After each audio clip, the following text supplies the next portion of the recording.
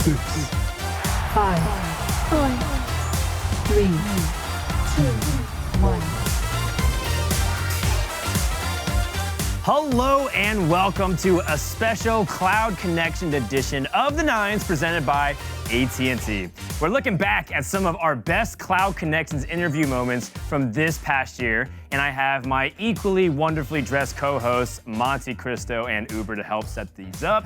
Mitch, you're looking fired up or a little chilly? Yeah, no, it's freezing. Obviously outside it's not cold, but in an air-conditioned studio, it is plausible that I might need to wear some winter wears. So even if you live in LA, if you have AC, it's great. Well, how about, are you going to wear this when you go home to Australia for Christmas? It's going to be 120 Fahrenheit, so probably not. Okay. Yeah. This is for the people who don't live in hot climates during the winter. Yes. Well, I'm a little bit biased. I love the blue outfits. I love blue everything. And of course, it wouldn't be a blue Cloud9 show if we didn't get a chance to talk to the founder and CEO of the organization, Jack Etienne. So here he is on the very first episode of the 9s and how Cloud9 came to be.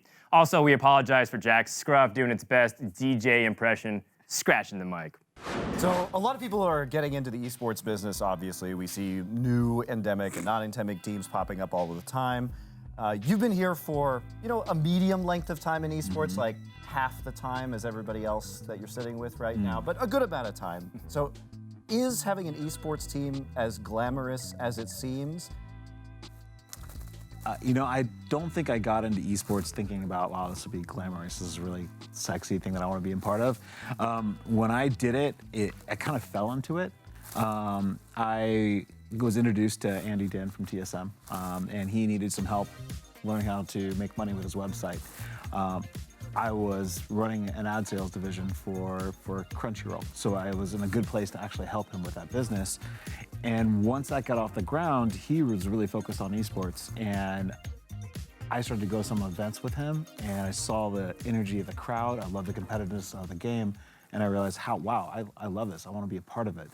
At that time, esports was, even the word esports really wasn't really a thing that was thrown around in League of Legends at these events.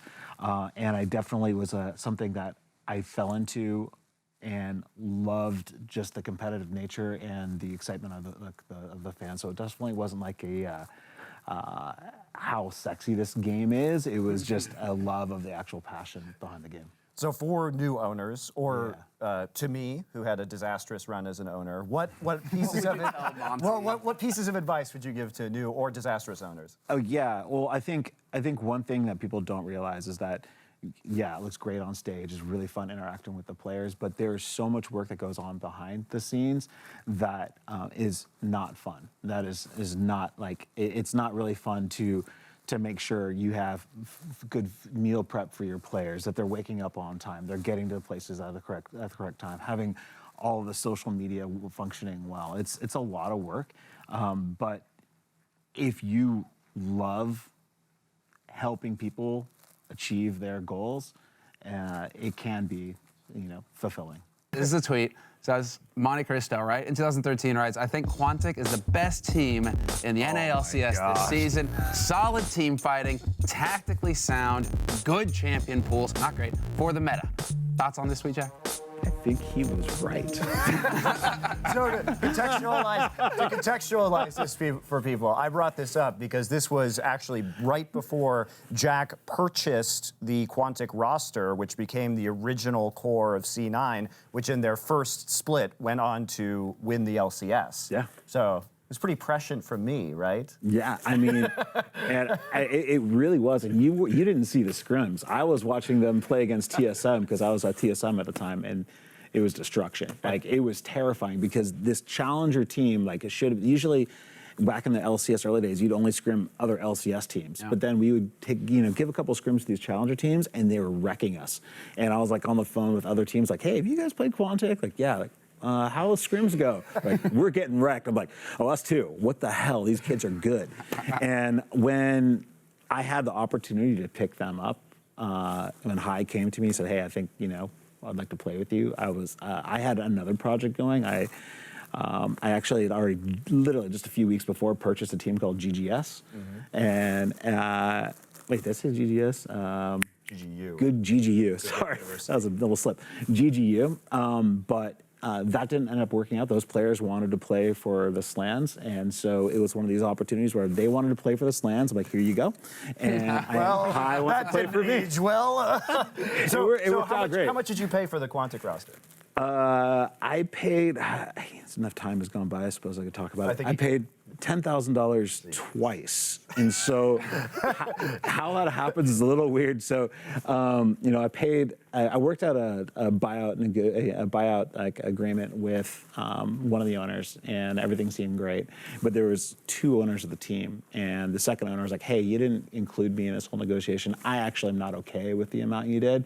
So you need to actually pay a second buyout." And instead of fighting it, I'm like, okay, I just want you happy. I don't want my players to get sued. And so let's just make you happy and go away. And for me, like, it sounds crazy. $20,000, like in today's dollars, it's like, it's nothing. I mean, right? this has to be the best bargain in esports history. I mean, in hindsight, it looks like. But at the time, like, I was just a working guy. I'm asking my wife, hey, can I get $10,000 for this team? She's like, yeah, fine. And I'm like, hey, another 10. She's like, why? What am I getting? The same thing again.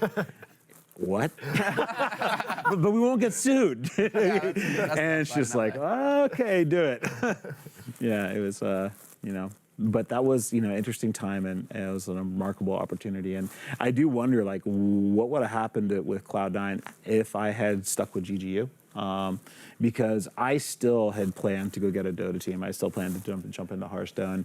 I still planned to get into Counter-Strike. So I think, I don't know what our brand would have been, because a lot of that was influenced by High. Oh, yeah, for sure. And, in fact, like, if you go back in time, I literally had another brand in mind that I was going to go with, and High had his brand. He's like, I don't like your brand, I like this brand, and we had a vote. And me, Meteos, and Sneaky all voted for my brand. And High and Lemon and Balls all voted for High's brand. So it was a 3-3 split. And High's like, I'm team captain. I get to choose. I get tiebreak. And I'm like, okay. Just go with Cloud9. And I'm really glad he was, asserted himself there. Excellent. I think my favorite part of that interview is what we pulled, which is that I've known this for a long time, ever since it happened in 2013, but the fact that Jack was able to buy that core, the original C9 League of Legends roster for only $10,000, when now individual player buyouts in LoL are in the millions, is like a pretty crazy good investment. Yeah, it's definitely come a long way. I just saw some orgs being valued in the hundreds of millions of dollars, and it's a really good sign that the esports industry is growing a lot, but a lot's changed too. $10,000, I mean, that's just like change you find between the couch cushions. Yeah. For some, maybe you guys, but I mean, what's crazy is that, the team wasn't picked up as like, I'm going to have a team valued for hundreds of millions down the road. It was like, I'm passionate about this game, about esports, these players, when he went and picked up Quantic. And, the way that they grew was a result, of course, of Jack and the rest of the org's, desire to keep investing and to grow the brand and the players. Yeah, and I think what's so interesting is, like, you went from the $10,000, the very, lower valuation in like 2012, 2013, and by the time I was running a team, like, many teams' valuations were $3 to $10 million in like 2015, and now, like you're saying, they're in the hundreds of millions. So this has been just like exponentially increasing. Maybe somewhat worrisome, but yeah, also I feel like there's a little bit of a bubble being built up slowly. Well, I mean, it can't grow much more, because now some of these teams are valued like right next to like the LA Galaxy and stuff like that. So they're getting pretty close if you've seen the list. So NA soccer is a joke, dude. So. I don't know what to say about it. NA soccer, NA esports. Yeah, so NA lots of things. But. Yeah. It's probably equivalent. NA soccer, NA League of Legends. These things are probably, it's probably some they level import of the same parity there. amount. I see how equally dependent. Yeah. They're dependent on basically retired imports. So there's a lot of similarities. But enough about that. We did have Jack on once and also twice on the show to announce the CS:GO roster. And also, we had him on a third time. This time he visited us here at the AT&T studios. It was just me and Jack, mano y mano. And I hit him with all the hard questions, like, what's a typical day for you? The hardest question you can ask in an interview. Let's talk about you and your schedule. So what's your typical day like as the CEO of an esports organization? What are your concerns on the day-to-day? Well, there's never a typical day in esports. You never know what fires. So basically, like the first thing I do is I roll over and I look at my phone and see what like calamity has struck my team. Like, did flights get canceled? Does someone get being? I don't know. There's a lot of stuff that happens in my job. So the first thing is figure out is there any like fires I need to go put out. Now, say during the LCS season, it's like get the family going in the morning, get over to the practice facility around 9, and we all work out together. We have like a 9 a.m. workout together for about an hour. We have a strength trainer that works out with the entire team.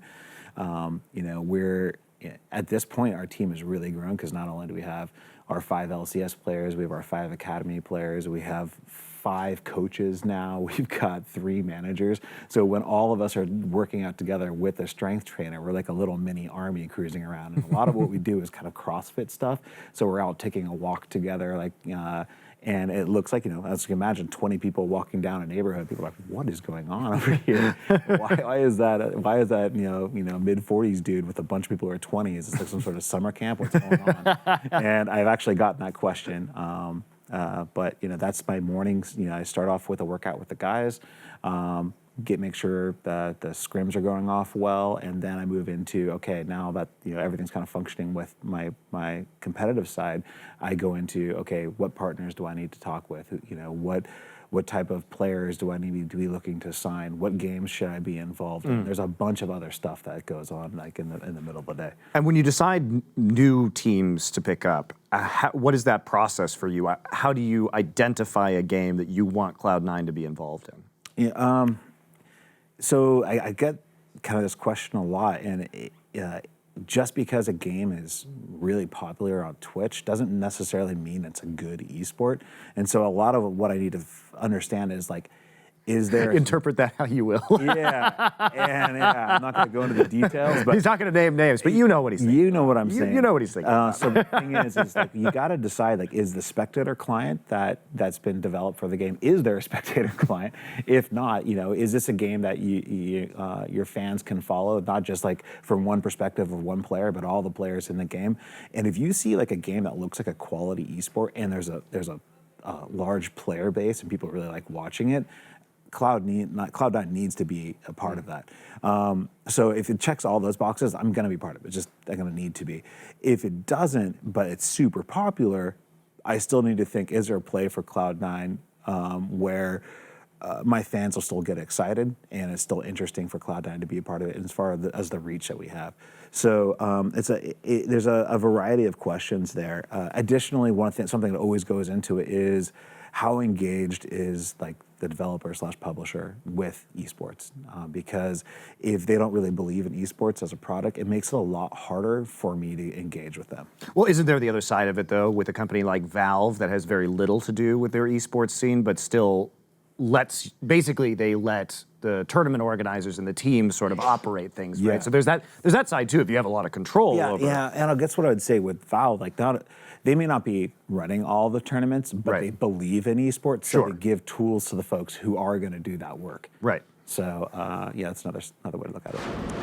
Mango just had a birthday a week ago, and as a gift to himself, he won his own Smash Melee tournament. I think I think his opponents let him win as a birthday present. Wow, really? Who would beat him on Who would beat him on his own birthday? That's just a dick I can think of so many people that would beat him I on his would beat him on his birthday, but I would never be able to beat him, so.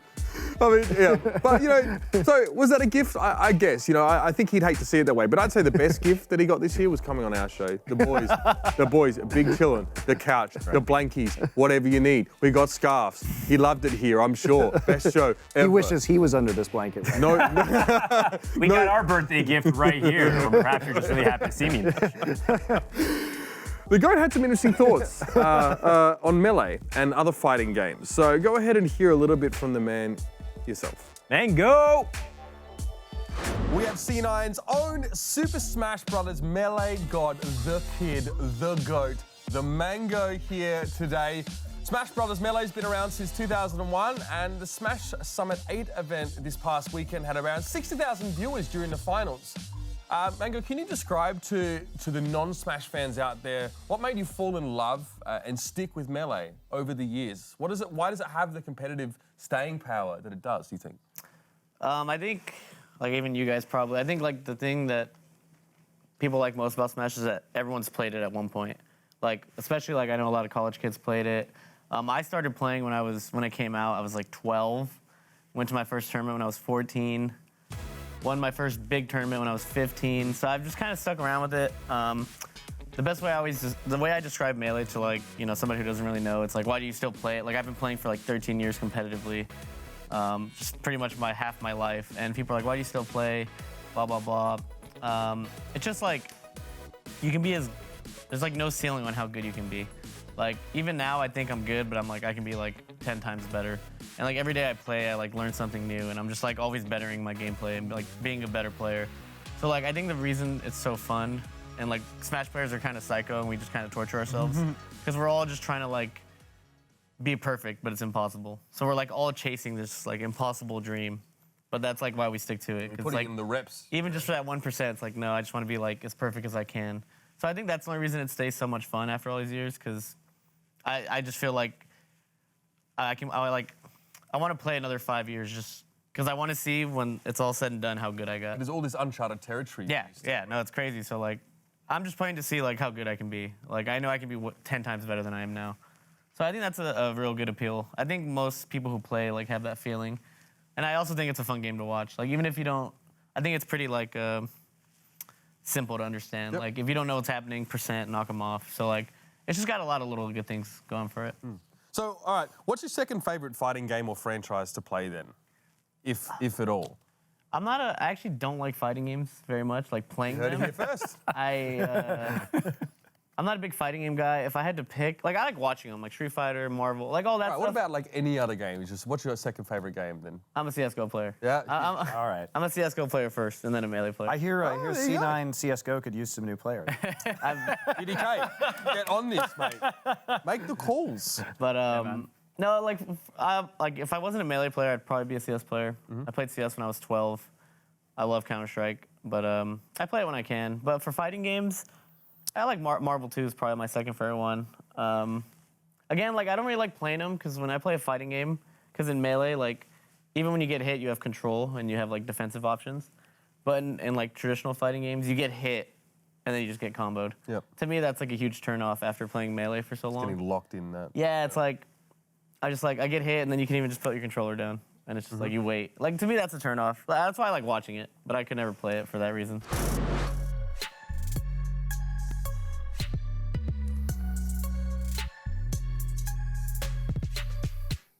Cloud9 is to League of Legends as Montecristo is to attacking internet trolls. Hey, that's Richard Lewis's job. Come on. He's defending himself from internet trolls. That's right.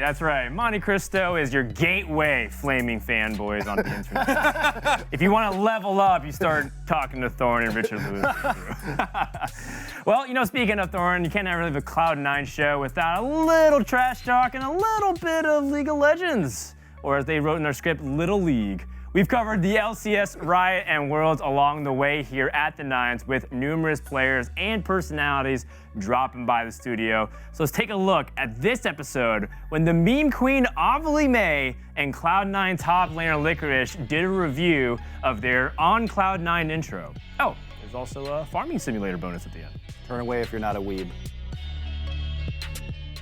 All right, outside of League of Legends, you recently were on the Twitch Rivals Stardew Valley broadcast as an analyst. Whoa. Yeah. Yes. Do you think there is room for Stardew or other RPG-style games to make an entrance into the competitive gaming world?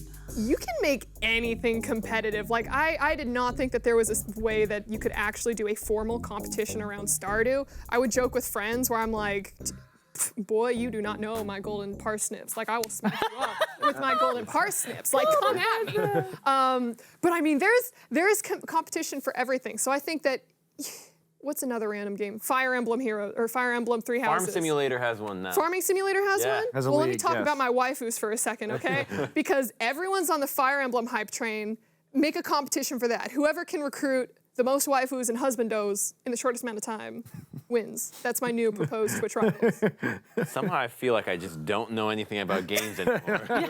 No, but here, I've got a lot of hours in Stardew Valley. Yes. Like a lot, so I might go pro, you know? I might just start my own team, have just me as the player. Crumbs, you want to be a seed you know investor? what? It's a sign me up. I'll get the shirts ready. Seed investor. You do have some explaining to do about this video, Avali. I'm just warning you, I'm not a professional, so this may take me a couple times around. Shizuka saga shimi komoyo de iki wo tometa gozen kaji hito wo kaidan de tsume wo kamu wa su wo dochi tatate hasuka.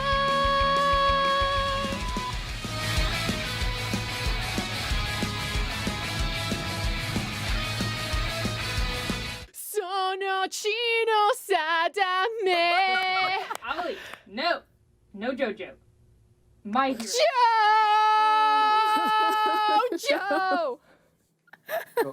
What is that song? So for those of you who are not weebs, there's a very popular show called My Hero Academia. And anime openings are super sick, and it's always like, you know, the protagonist, like, I got to achieve what I've been dreaming of my entire life. So we're like, the Cloud9 video cinematographer extraordinaire, Maddie, texted me and she was like, hey, can you sing this weep song? And I'm like, I can't sing it well. I said, sure, let's do it. Licorice, how do you grade your and Avali's performance in this on Cloud9 semifinals video? Oh, I think I'm a star. I think it was really incredible. I just like to put a disclaimer that I haven't watched My Hero Academia, so I was just doing what they told me to do, but I still think that it was just really an incredible, like flawless, like once in a lifetime kind of. I agree. Unique performance. Yeah, for sure. But you didn't actually, like in the video, get the trophy. So are you just still there reaching for it in perpetuity?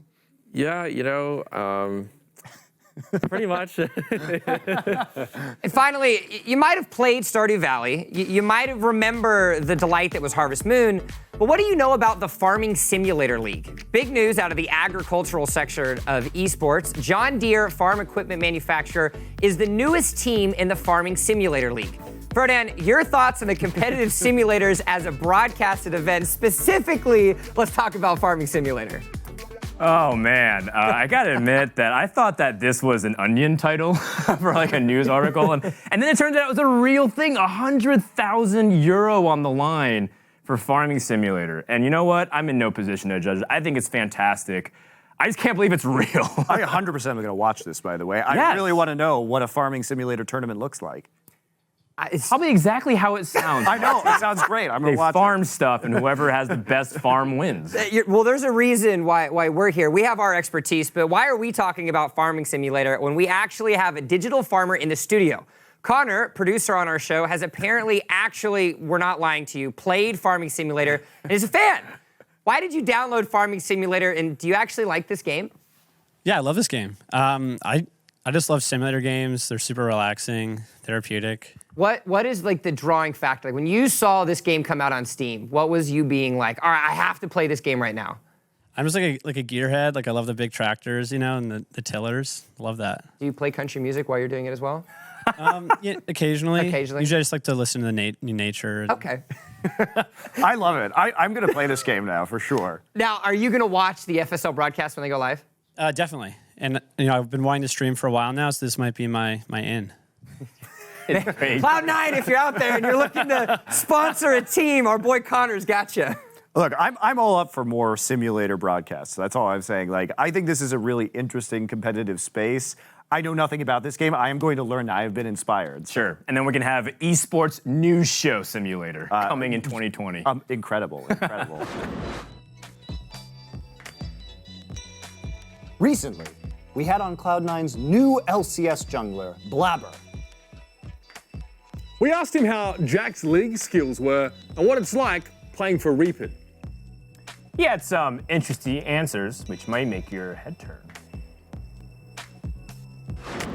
How bad is Jack at League of Legends? How bad is Jack? Yeah. Or is he bad? We could start from there. Yeah, he's really bad. Does he force you to play with him? No. He, I thought those are the contracts. he's a silver Malzahar main. Okay. One trick. And he plays Singe when Singe is meta. But I know he 1v1'd Eric in Braum versus... Eric was like Braum and he was Malzahar and he lost as the Malzahar, so... Yeah, he's pretty bad. To be fair, I hear a lot about like LCS managers getting rolled. Didn't you play against against Liquid last night? Oh, so yeah. They're all one tricks, all the CEOs. They just have nothing but one champion. So I did play against Steve last night. Steve invited me to play a game with him, right? And then I was like, sure. And then he ghosted me. And so I just played with my friends. And we met up in normals, and he was on the enemy team. So I just roamed top all day, and he ended up being 1-18 on calculation. Okay, yeah, I did see he was tilted because he had, like I saw the end game screen and he had Warmogs on Cassio, so he was just kind of checked out. So if that's how you stand out in solo queue, how do you stand out in Reaper's Mind Palace? How do you get him to say, all right, it's my time to get What's it like being coached by the guy? He's quite enigmatic, a figure in League. I'm going to be honest, I don't know why he subs me in or why he subs Dennis out. There's no reason. You guys don't know at all. You guys are just randomly told. It's like, yeah, I mean, so like, obviously if you're scrimming, right, then there's a chance you're going to play. If you're not scrimming, you're not going to play. But me and Dennis were sharing time pretty much all of summer. So I got a lot of time with the LCS team. I only played 4 of the 18 games, but I was scrimming half the time. And generally, he tells you on Friday before the Saturday match if you're playing on Saturday, and then Saturday before the Sunday match if you're playing on Sunday. Is that intentional? It's like to sort of not give you much time? I don't. What's the shortest amount of time you were given before you played? He told me once at like 2 a.m. He just walked into my room and he was like, "You're playing tomorrow." Even though he like submitted the draft, submitted that I was playing, obviously at like 8 or 10 because he had to. And then he tells me like at like 2 a.m. while I'm just chilling in my room.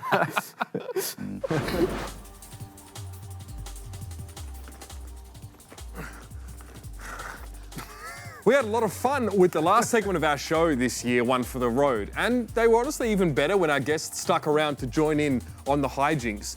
I think in this segment, there is like a kind of segmentception where we cut in because we did a portion of the show live as opposed to all of it, but it'll make sense. Part of the fun. Yeah, I kind of enjoyed it. Well, we cut in and make some comments. Now we just do the whole thing in one take, but here is your final One for the Road. All right, Keo, how are your pinata skills, and have you ever used a pickaxe, specifically a slurp hammer like this? No, this is a new experience. All right, Michelle, let's hand over the blindfold. Turn around. All right, so we're gonna see if you can take down the pinata wrangler Connor, who's gonna have it. Now we're gonna clear some space. It's like echolocation, except with the hammer. He's found it. Oh, or not. Swing like you actually mean it. Yeah, Tio, you need to be more violent. Oh! Hey. All right. All right. Yeah, this time we're feeling. Not You're the hard close. pinata endeavor. You want to stop swinging for just a sec, Keo, and I'll swap you. All right, Mitch, All right. pulling out the baseball bat. Wait till I'm out of the way. Oh. Seriously, bro. All right, batter up. Right. He's just nicked it. Yeah, we need a full strength. I didn't play baseball. Do we need to take the blindfold off you? Forming some kind of surgeon. Oh, nice job, Keo. Nice job, man. Nice job. Let's see what. Okay, what is it? Oh! That's what I'm talking about. Wow. Nicely done, dude. Kind of scary. Okay. So what's at stake? Mango, you're known for a certain aesthetic when you post selfies. If you win, we must pose for a nice photo you'd send to your relatives on a holiday card and then post it to your Twitter account.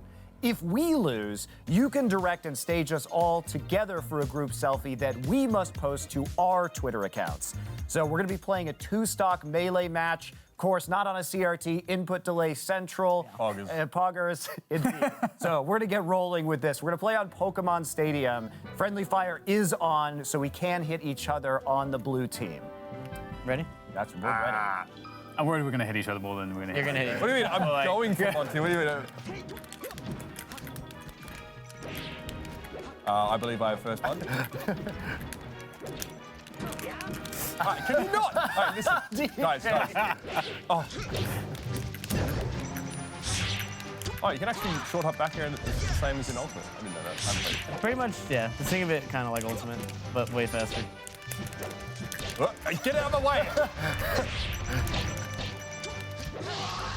Okay. All right, so Mitch and Uber and I are both playing Marth. I am the... Hey, come on, bro. He's not dead right now. DK just killed himself with a forward B off the stage, so he's going to be the one playing Fox. And of course, Mango is playing... He did. Falcon. I'm surprised you can grab anybody with this input delay. You can, however, slice me off the map, so that's exciting. Listen. I'm stuffing this chook, take a number. So I just got up-aired into oblivion. Oh my gosh. I feel like I helped you guys by getting out of the way. Oh, you did already? Actually, we look the same as well, Monty. It's rather confusing. Is that me or is that you? Okay, that's me. Up. Ah, well, you hate to see it. Nice! I always felt like we were insulting Mango by playing. Yeah, I don't know. Do you know what I mean? Why are we even in the guy's presence? Yeah. Like, that was scissors versus hair, man. Brutal. We click. So today we're using clicktest.com to see who reigns Clickmaster Supreme out of us and Jukes. Jukes, there's a lot of clicking League of Legends. Have you ever tested how fast can you click? No, never. All right, well, we're gonna try. We each get one shot, 10 seconds to click as many times as possible. Monty, you're gonna start us off. I mean, I started out as an RTS player or so, and I don't know how fast I can click either, so... All right. We're gonna Storied history of pro gaming here from Mr. Christo. No stretching. He's just gonna go straight for it. All right. 10 seconds. Can he keep his speed up, though? That's the real question. This is a lot of APM. Oh, it's nice. It's pretty clean. It's pretty clean. Okay. He's sweating, bro. 7.2. 7.2 is the score to beat. Uber, you're up All right, next. so I came from Call of Duty 4 Pro Mod where, like, if you could fire the Deagle really fast, you would do a lot of damage. I didn't do a lot of damage, so let's try this one out. All right. There's got to be a way to do this. It's got to be one-handed, right? Oh, yeah. The only rule is that you only can use one hand, but we'll see if Mitch can figure out the best way to do it. Is he left hand? Yeah, I'm trying to engineer this. Middle finger, All right, ring let's finger. get it, baby. Oh, he stumbled. Monty, you're washed, bro. Oh, I've lost it. No! See, he went for speed over control, so... And he still beat Monty! Wow, 2 fumbles, and he still got to the goal line over this guy. We got it, bro. Let's go. All right, well, I'm third, apparently. All right. I'm used to Am I one-handed 7.5? man. I actually lost the mouse. What are you doing with the other hand? Yeah, obviously sipping my Red Bull. Yeah, operating your screen. Here, you got stretch, Time. ready to go. All right, Frodan. For all my tablet gamers out You're a there. big gamer, man. Let's get it. Oh, he's out of the gates real fast. He can just come around the first bend like about out of heck. Look at him. There's stripes written on him. You're like the guy from Cars, the car guy, the red one. Nice. Let's go! 8.6. Woo! See, this is what a rush! Really hard, I'm the oldest one here. This is why you can't be a pro gamer after 30. Yeah. That's right. Your reflexes and all that stuff goes down. All right, Jukes, 8.6. Oh man, it's hard. For the fans. Let's go. For the clout. All right, decent start. Coming out of the gates looking strong. Round the first corner, barely a break in stride. The Sweating intensity. a little bit. Oh! He beat me? No way. You would have made that thing, but the mouse moved. Mouse moved. Now, In this edition of One for the Road, we actually have Cloud9's Torment here, who is going to be playing against Malik, esports host, in a real-life version of Rocket League, presented to you, of course, by Hot Wheels. The Hot Wheels version controlled via phone. So, as we can see, Torment has got the Cloud9 skin. Malik, how do you like your chances right now against a professional Rocket League player? I've been studying circumference of the ball, calculating velocities, and I've been driving a lot of cars. If you've been watching commercials, you know that. So I think our chances are high. Brutal. Yep. All right, here we go. Malik is in the orange corner. Torment in the blue corner. Oh, he's out the gates early. Wow. Yeah, he's coming out with a strong shot already. Malik trying to take it out of the corner. Backwards. Oh, No. Driving backwards is Malik's special move. As it's going into the goal. It's all a ruse. Torment's Malik here. needs to get on that defense, fam. Trying to tap it Oh, in. the nudge! No, he's got there. Wait, I think we played that. right there. It crossed the threshold, yeah. Yo, I think my controls are inverted or something. Yeah. Uber giving it an advantage. All right, ready? All right, go. It's all right. I'm here to enforce the fairness. Oh. Straight in. over the top of Torment's car. I think aggression, that works. I got absolutely destroyed right there. Oh, wait Boost. a minute. Oh, straight in again. My controls are inverted now. I don't know why I went over there. Oh, man. Malik, I went away. game Back against the point. wall. Don't choke, Malik. Don't choke. Don't choke. Please Right. choke. If Malik scores, the match is over. First to 3. Come on, Torment, bring it back. Oh, did it again. I'm not LW Boo. I will not choke. All right. Go. All right. Backwards. Ball's in the corner. He's stuck.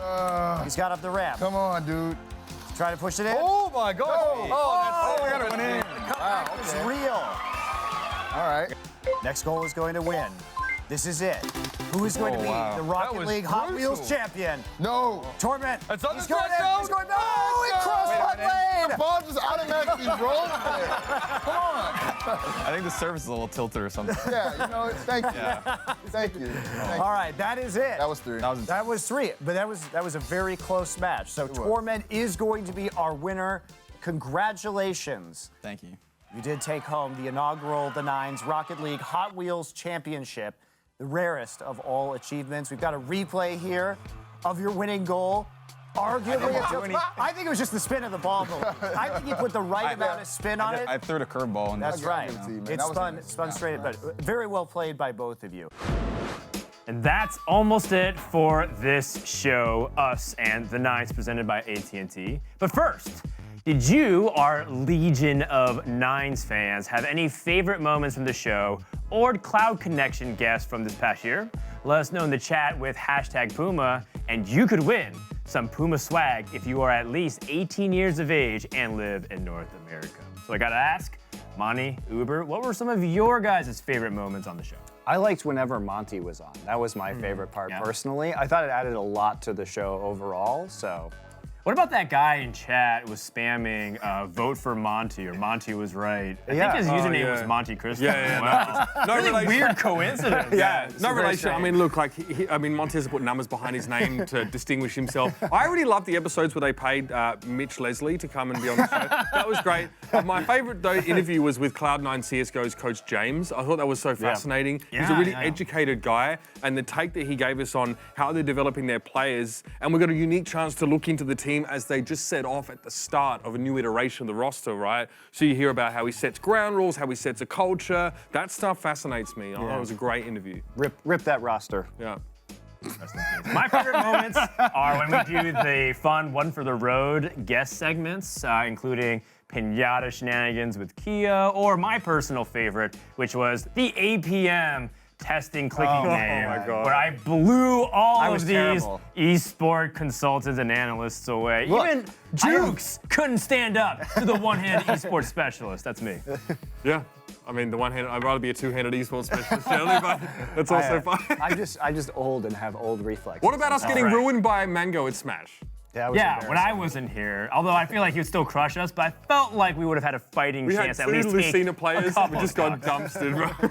I have to train these guys, but hopefully you at home have really enjoyed the entire show. We certainly have, and want to give a big, warm shout out to Cloud9, obviously, AT&T, Puma, Microsoft, B&W, and all of our Cloud9 family sponsors. And if you like the show, you can watch the clips and full episodes on Cloud9's YouTube channel, as well as Twitch channel. Follow them on social media and let them know what you thought of it using #The9s. You can also follow us on social media as well. Gentlemen, final words on the 9s. Also, shout out to the crew and producers, because we haven't talked about them at all, but they've been really wonderful. Yeah, it's just been a great time, and I think getting a chance to come back each week and sort of reconvene over the craziness that's happened in esports has been awesome. And also talking about Dr. Disrespect constantly. That's right. I enjoyed that. We didn't mention him this week. No, I did that. Well, We did just now. He did just now. So great to have you guys along with us, and I hope that we managed to enhance your esports life in a little way as well. We certainly have as well enjoyed everybody joining us. So make sure at the end of 2019 to have a happy holiday and safe travels for everyone that's venturing out to the dangerous outdoors. Thanks for watching, and good night.